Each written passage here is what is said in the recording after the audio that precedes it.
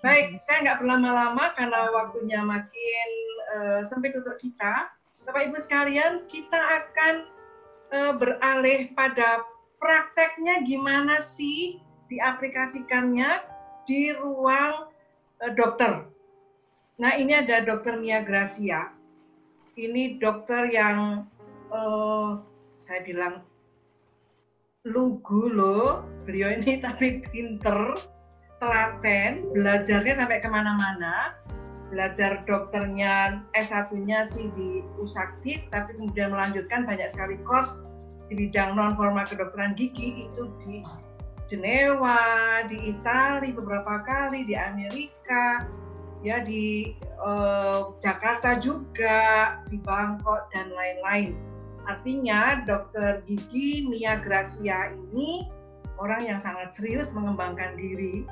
Makanya pantas sekali kalau beliau ini menulis buku digabungkan dengan ilmu non-formal yang lain yaitu hipnoterapi klinis. Beliau juga belajar di Adi Gunawan Institute of Mind Technology dan mendapatkan gelarnya adalah CCH, artinya ini sudah di level yang advance ya. Dan karya tulis beliau ini luar biasa dan beliau inilah yang dengan sangat serius mengembangkan hypnosis in dentistry. Jadi kalau anak-anak takut ke dokter gigi, orang tua juga banyak yang takut ke dokter gigi. Ketemu dokter Mia, dokter gigi menjadi tidak menakutkan, apalagi dokternya cantik. Silakan Bu Mia. Baik, terima kasih Bu Wit.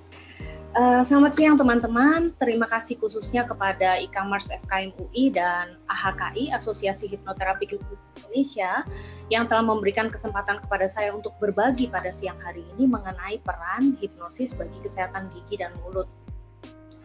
Nah, aplikasi teknik hipnosis dan hipnoterapi klinis pada praktek kedokteran gigi itu sebenarnya bukan barang baru, karena sudah dikenal sejak tahun 1977 pertama kali oleh Dr. Aaron Moss dengan bukunya yang berjudul Hypnodontics. Dan sejak itu ada yang menyebutnya dengan istilah dental hipnosis, atau hypnodonti, atau hypnodontia, atau hypnosis in dentistry. Nah, namun sayangnya selama ini seringkali dipahami atau diterjemahkan secara sangat sempit hanya sebagai anestesi mental, di mana dokter gigi melakukan hipnosis kepada pasien sehingga pasien mengalami mati rasa tanpa harus diberi obat. Aplikasi Hypnodontics atau Hypnosis in Dentistry itu sendiri sesungguhnya memiliki cakupan yang jauh lebih luas, dengan tujuan akhir adalah untuk peningkatan kualitas kesejahteraan pasien seutuhnya atau well-being. Jadi saat dokter gigi itu jumpa pasien di ruang praktik gigi, dokter gigi itu tidak hanya berhadapan dengan masalah gigi saja.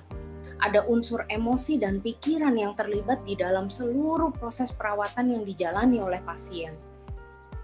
Nah, dengan memahami cara kerja pikiran dan emosi pasien, dapat membantu dokter gigi untuk memberikan pelayanan perawatan kesehatan gigi dan mulut secara optimal, yang pada akhirnya akan menunjang kualitas hidup pasien tersebut.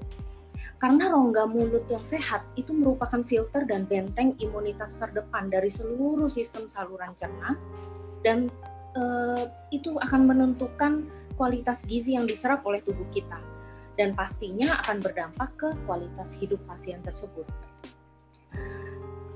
Ada beragam manfaat aplikasi hipnosis dalam bidang kedokteran gigi yang saya rangkum dari berbagai sumber, tidak hanya untuk mengatasi kecemasan atau rasa takut atau hanya untuk relaksasi saja, tapi juga bisa untuk menciptakan kerjasama yang baik antara pasien dan dokter gigi, mempersiapkan mental pasien untuk pemberian anestesi, obat-obatan atau rangkaian perawatan yang harus dijalani oleh pasien tersebut. Di ruang praktek itu juga bisa untuk membantu mengontrol perdarahan yang terjadi, mengontrol produksi air liur, mengatasi kekakuan otot leher dan rahang, meningkatkan toleransi pasien saat cetak gigi atau adaptasi pemakaian gigi palsu atau alat-alat yang dimasukkan ke dalam rongga mulut, dan juga untuk mempercepat periode penyembuhan. Teknik-teknik yang diaplikasikan dalam protokol hipnosis in dentistry merupakan pengembangan teknik-teknik hipnoterapi berbasis autotrans untuk dapat mengakses dengan cepat dan akurat emosi yang menjadi sumber masalah pasien, seperti takut sakit, takut jarum suntik, takut bor gigi, dan sebagainya. Kemudian ada pertanyaan, apakah teknik hipnosis yang dipraktikkan di ruang praktek gigi itu sama dengan yang dipraktikkan di ruang praktek hipnoterapi klinis? Nah, itu jelas berbeda. Karena dengan setting ruangan dokter gigi, situasi, kondisi, baik pasien, dokter gigi, perawat, adanya antrian pasien lain di ruang tunggu, keseluruhan lingkungan, environment dari ruang praktik dokter gigi itu tidak memungkinkan dilakukannya hipnoterapi secara formal seperti yang dipraktikkan di ruang praktik hipnoterapi klinis yang biasanya membutuhkan waktu bisa sampai 3-4 jam hanya untuk satu sesi. Nah, di situ letak perbedaannya. Sesuai dengan protokol hipnosis in dentistry, setiap kali saya jumpa pasien, saya pasti akan memperhatikan dulu nih aspek emosi dan pikiran mereka sebelum saya melakukan tindakan perawatan. Karena satu pasien yang sama, saat dia datang di waktu yang berbeda, kondisi emosi dan pikirannya itu belum tentu sama. Apalagi kalau pasiennya berbeda. Nah, itu sebabnya aplikasi teknik hipnosis dan hipnoterapi klinis pada praktek kedokteran harus berorientasi pada pasien, patient centered atau patient oriented. Jadi bukan hanya semata-mata pasien datang, diberi sugesti, lalu diobati permasalahan giginya, tidak demikian. Kemudian, mengapa saya memilih mengaplikasikan teknik hipnosis dan hipnoterapi klinis sebagai terapi komplementer di ruang praktik gigi? Karena setelah saya mempelajari cara kerja pikiran, mendalaminya dalam praktek terapi, jelas bahwa pikiran bawah sadar itu bertanggung jawab memengaruhi, menentukan hampir semua keputusan tindakan emosi perilaku seseorang, termasuk saat pasien berada di dalam ruang praktik. Saat seorang dokter gigi itu jumpa pasien di ruang praktik, dokter gigi itu juga berhadapan dengan bentuk-bentuk pikiran bawah sadar pasien dalam bentuk belief dan value, persepsi, habit atau kebiasaan, emosi, personality, kreativitas, long-term memory, atau intuisi pasien. Salah satu yang paling sering saya hadapi, dan saya yakin juga banyak dialami oleh teman sejawat dokter gigi lainnya, adalah emosi negatif. Seperti takut, cemas, khawatir berlebihan, bahkan fobia. Dan emosi negatif ini dapat berdampak besar ke tubuh fisik pasien. Salah satu kasus hambatan mental yang pernah saya temui di ruang praktek adalah kasusnya Ari. Ini nama samaran ya. Ari usia 22 tahun, dia datang mau cabut gigi depan atasnya. Nah, seperti ini foto kasusnya. Gigi ini sudah patah sejak kecil, sudah lama mau dicabut, namun masalahnya adalah Ari bilang dia tidak bisa dicabut giginya karena Ari selalu pingsan saat disuntik, setiap habis disuntik. Jadi rupanya Ari ini kalau habis disuntik vaksin juga oleh dokter umum, setelah itu dia pingsan. Nah, bedanya kalau pengobatan vaksin kan habis disuntik vaksin setelah itu pingsan, ya pengobatan vaksinnya sudah selesai waktu Ari pingsan. Beda dengan pencabutan gigi. Tahapannya kan harus dianestesi dulu baru dicabut. Kalau habis dianestesi saja Ari sudah pingsan, bagaimana kami mau cabut giginya? Nah, kemudian ada juga cerita dari Ari bahwa kejadian terakhir waktu dia ke dokter gigi sebelum datang ke saya, Ari berhasil dianestesi, tapi habis gitu pingsan. Setelah itu saat dia pingsan, tekanan darahnya diukur dan ternyata Ari mengalami hipotensi.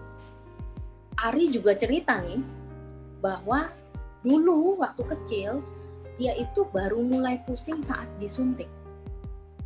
Dan saat proses suntiknya selesai, dia baru pingsan. Beda dengan sekarang saat dia dewasa. Sekarang, baru lihat jarum suntiknya saja dia udah mulai pusing. Jadi belum disuntik saja, dia sudah mulai mau jatuh. Jadi simptomnya sudah mulai melebar.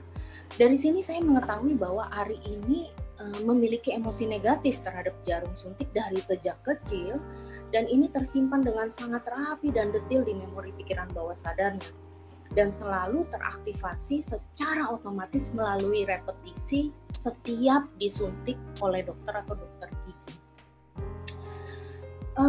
Memori pada level subconscious mind atau pikiran bawah sadar seseorang itu kan memiliki banyak komponen, seperti kapan terjadinya, pada kejadian apa, siapa yang terlibat, dan banyak komponen lainnya. Dengan teknik tertentu dan tentunya atas seizin pasien, saya hanya membantu mengubah salah 2 atau 3 komponen saja pada memori pikiran bawah sadar Ari yang terkait dengan emosi takutnya terhadap jarum suntik. Dan selanjutnya saya tinggal mengikuti SOP pencabutan gigi seperti biasa. Ya, pasiennya tetap saya anestesi, pasiennya juga tetap buka mata, bahkan ditemani oleh kakaknya pada saat itu, dan pencabutan terjadi dengan sangat cepat dan mudah. Di kesempatan lain, yang saya jumpai adalah emosi negatif yang didasari oleh belief yang kurang tepat, seperti yang terjadi pada kasusnya Pak Budi. Masih nama samaran, Pak Budi ini usia 39 tahun. Pak Budi datang karena sakit gigi kanan bawahnya, ada 2 gigi, sisa akar giginya itu udah busuk sejak lama sebenarnya, namun tidak pernah menunjukkan simptom, selama ini baik-baik aja. Namun kok kebetulan sebulan terakhir itu bolak-balik bengkak, kempes, dan bahkan Pak Budi ini sempat trismus. Saat bengkak trismus itu sulit membuka mulut. Hal yang menarik adalah Pak Budi ini sudah 3 kali datang ke dokter gigi yang berbeda dalam waktu 1 bulan itu. Saya adalah dokter giginya yang keempat. 3 dokter sebelumnya menyarankan Pak Budi untuk segera dicabut saja, namun Pak Budinya yang menolak tindakan perawatan. Maunya hanya minta resep obat antibiotik dan antiinflamasi non-steroid.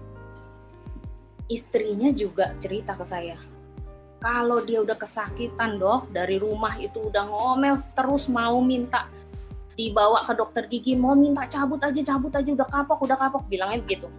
Tapi begitu datang ke ruang praktek dokter gigi, ketemu muka dokter giginya, minta resep aja deh, nggak jadi cabut. Berkali-kali begitu.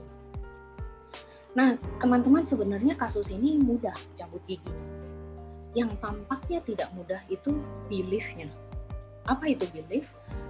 Belief adalah sesuatu hal yang diterima atau diyakini seseorang sebagai hal yang benar, dan ini berlaku sebagai program pikiran yang mengendalikan cara berpikir, ucapan, sikap, perilaku, dan tindakan seseorang. Rupanya Pak Budi ini memiliki belief negatif terkait cabut gigi yang terbentuk karena pemaknaan yang kurang tepat di pengalamannya di masa lalu. Ini adalah chat saya dengan Pak Budi sebelum beliau datang. Dan saat Pak Budi datang, saya tidak serta-merta langsung percaya dengan chat sebelumnya. Jadi saya cek dulu simptom emosi yang menjadi akar masalah Pak Budi, dan ternyata memang betul Pak Budi memiliki belief bahwa cabut gigi sama dengan mati. Kelihatannya nggak masuk akal ya. Tidak masuk akal di level pikiran sadar. Pikiran sadar seseorang itu fungsinya kan untuk berpikir secara analitis, rasional, dan sebagainya. Namun di level pikiran bawah sadar Pak Budi, hal ini sangat masuk akal. Dan intensitas emosi pada belief ini cukup kuat. Itu sebabnya Pak Budi itu selalu menghindari cabut gigi. Nah, kekuatan belief itu tergantung pada banyak hal. Dengan teknik tertentu dan juga atas izin pasien, saya hanya membantu sedikit saja untuk mengubah belief Pak Budi dari yang tadinya cabut gigi sama dengan mati, jadi cabut gigi tidak sama dengan mati. Dan selanjutnya proses pencabutan gigi berjalan sesuai dengan SOP praktek kedokteran gigi. Mungkin bagi beberapa orang, hal emosi ini nampaknya kurang masuk akal. Masa sih ketakutan seperti itu? Sampai pingsan lah, freak out, sampai cari-cari alasan untuk batal cabut gigi dan sebagainya. Pura-pura aja nggak sih? Gitu. Nah, teman-teman, izinkan saya secara sekilas saja menunjukkan hasil studi meta-analisis di tahun 2005 yang membuktikan bahwa pengaruh psikologis terhadap jaringan modulasi nyeri dengan hasil scan aktivitas otak manusia, dan itu nyata, jelas ada. Kondisi psikologis jelas-jelas dapat berpengaruh terhadap aspek fisik seseorang. Dikatakan bahwa kondisi emosional seseorang mempengaruhi persepsi nyeri, dan bahwa emosi negatif memperkuat aktivitas pemicu rasa nyeri pada regiolimbik otak manusia. Jadi nyeri fisiknya belum ada, namun nyeri secara psikologisnya sudah terjadi. Tabel ini berisi daftar penelitian-penelitian yang pernah dilakukan terkait pengaruh psikologis terhadap persepsi nyeri dengan menggunakan alat scan otak seperti PET scan dan fMRI yang memberikan kejelasan mengenai regio-regio dari otak yang ditemukan aktif selama pengalaman nyeri akut secara psikologis. Saya akan perbesar gambarnya supaya teman-teman bisa melihat poin-poin apa saja sih yang memicu aktivitas otak. Teman-teman dapat melihat di bagian kotak merah ada atensi atau perhatian, distraksi, antisipasi, sugesti hipnotik yang mengarah ke sensasi nyeri, ekspektasi atau harapan, kecemasan, dan yang di paling bawah itu ada emosi. Dengan regio otak yang diteliti, salah satunya adalah anterior cingulate cortex yang disingkat dengan ACC. Nah, anterior cingulate cortex ini terlibat dalam beberapa fungsi kognitif yang kompleks, antara lain emosi dan pengambilan keputusan. Setelah memahami ini, kita jadi bisa maklum dengan kasus Pak Budi tadi. Sebelumnya udah janji mau cabut gigi, tapi pas jumpa wajah dokternya jadi nggak jadi deh cabut giginya. Di tabel tadi dikatakan juga bahwa ada bukti klinis pengaruh sugesti hipnotik yang mengarah ke sensasi nyeri.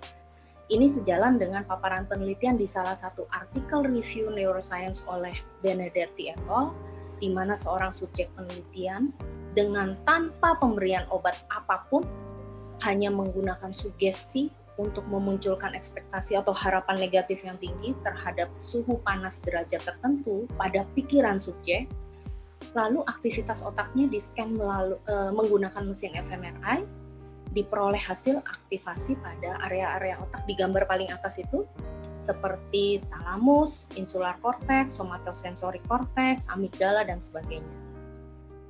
Nah, faktor ekspektasi atau harapan ini juga salah satu komponen penting dalam aplikasi teknik hipnosis in dentistry. Mia, mohon maaf, waktunya 5 menit lagi ya. Oke. Di jurnal yang sama dikatakan bahwa harapan atau ekspektasi mengaktifkan opioid endogen dan jaringan modulasi nyeri. Untuk memudahkan teman-teman awam memahami kaitan dengan harapan dengan opioid endogen ini, saya akan pakai contoh sederhana. Misalnya seseorang lagi jatuh cinta nih. Kalau cintanya berbalas, itu ekspektasinya atau harapannya kan ke arah positif. Memunculkan respon placebo di tubuh. Sehingga di level biokimia dan level seluler memicu keluarnya neuropeptida yang namanya endorfin, endogen morfin. Saat mirip morfin, tapi yang diproduksi oleh tubuh. Nah, hormon ini memiliki efek tuh mengurangi rasa sakit, memicu perasaan senang, tenang, bahagia. Jadi kebayang ya kalau orang tuh lagi jatuh cinta tuh wajahnya tuh happy, moodnya baik, nggak stres gitu. Terus kalau kita nggak sengaja injek kakinya, dia pasti bilang oh nggak apa-apa. Padahal kita injeknya pakai hak tinggi gitu, ancip gitu ya. Karena ada fungsi pereda nyerinya dari si hormon endorfin tersebut.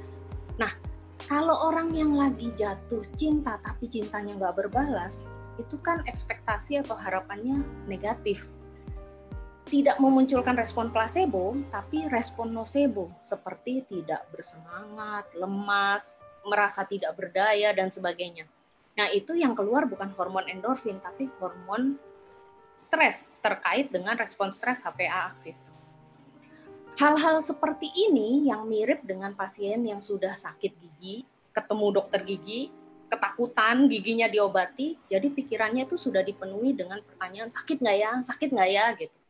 Itu harapan negatif, harapan akan terjadi sesuatu yang negatif. Nah, kembali ke hal interaksi dokter dan pasien.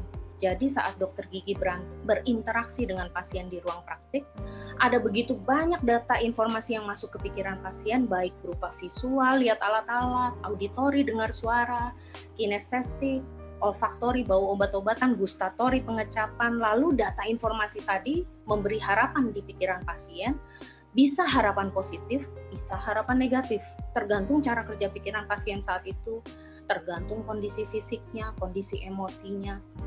Pernah ada pasien datang duduk di kursi gigi saya, baru duduk, tahu-tahu ditelepon dapat berita buruk, trading sahamnya rugi ratusan juta. Itu lubang giginya kecil, tapi waktu ditambal sensitif sekali. Itu sebabnya mengapa aplikasi teknik-teknik hipnosis in dentistry sifatnya itu harus patient oriented, patient centered, berorientasi pada masing-masing kebutuhan pasien pada saat itu. Bukan sekedar menghafal kalimat sugesti tertentu atau teknik tertentu untuk diterapkan pada semua pasien yang datang. Seperti pesan yang pernah disampaikan oleh guru saya, Bapak Adi W. Gunawan, bahwa otoritas dokter ditambah dengan sugesti yang tepat berdampak terapeutik bagi pasien. Singkat saja, ini sebagai penutup saya mau cerita mengenai salah satu kasus dentofobia yang pernah saya tangani. Sebut saja namanya Dini, usia 32 tahun. Dia datang dalam keadaan abses akut, bengkak besar di bagian area depan bibir atasnya, jadi tampilannya seperti orang habis ditonjok begitu. Dan dia sulit makan, dia sudah tidak bisa makan selama 2 hari terakhir, jadi hanya minum cairan saja. Itu sebabnya Dini datang ke saya dalam keadaan sudah lemas. Dan Dini ini sudah beberapa kali ke dokter gigi, namun masalahnya adalah setiap kali Dini duduk di kursi gigi dan dengar suara bor, baik suara bor itu nyata atau hanya membayangkan bunyi bornya saja, maka respon tubuh Dini itu lemas, sesak napasnya, dan pingsan. Itu sebabnya Dini selalu ditemani ibunya setiap kali datang ke dokter gigi. Bahkan hanya untuk minta resep saja dia minta ditemani ibunya. Nah, teman-teman bisa lihat yang dilingkari warna kuning itu absesnya yang tampak menonjol dari langit-langit di mulut Dini, dan saya sebenarnya hanya butuh untuk melakukan bor di area biru itu untuk memberi jalan keluar bagi absesnya supaya tekanannya mereda, tekanannya berkurang dan sakitnya mereda. Dini ini berkenan saya bantu mengatasi rasa takutnya dengan The Heart Technique. The Heart Technique ini teknik swab terapi sederhana, sangat mudah dipelajari secara mandiri melalui buku dan CD-nya, sangat mudah dipraktikkan, aman, terbukti sangat efektif untuk mengatasi berbagai masalah perilaku dan emosi. Dan setelahnya Dini langsung duduk di kursi gigi saya lakukan tindakan bor pada giginya sampai selesai, sampai absesnya bisa keluar.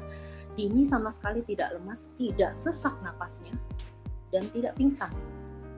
Pulang dari tempat praktek saya, ibunya memberi kabar bahwa Dini sudah bisa makan. Esok paginya, Dini mengontak saya secara khusus. Dia mengungkapkan rasa bahagianya.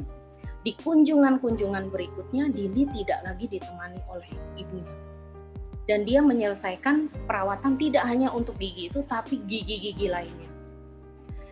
Sebagai kesimpulan, ada 4 komponen penting keberhasilan aplikasi teknik hipnosis in dentistry, yaitu level kedalaman kondisi autotrans, level kepercayaan pasien, ekspektasi atau harapan, dan motivasi pasien selama pasien menjalani kunjungan perawatan gigi giginya, di samping tentu saja pengetahuan dan skill sebagai dokter gigi yang kompeten untuk meningkatkan kualitas kesejahteraan pasien. Demikian sharing saya pada siang hari ini, semoga dapat menjadi insight bagi teman-teman semua. Saya berharap untuk teman-teman yang punya hambatan secara mental untuk berobat gigi, teman-teman bisa menemukan cara untuk melampaui hambatan mentalnya melalui aplikasi hipnosis dan hipnoterapi klinis pada praktek kedokteran gigi ini. Terima kasih untuk waktu dan perhatiannya, dan yang terakhir, gunakan selalu masker demi kebaikan kita semua. Terima kasih, saya kembalikan kepada Bu Wir. Baik, terima kasih banyak Dr. Gigi Mia Gracia. Bapak Ibu sekalian, gambarannya lebih jelas ya bahwa di dunia kedokteran, hipnoterapi juga dengan sangat baik bisa dimanfaatkan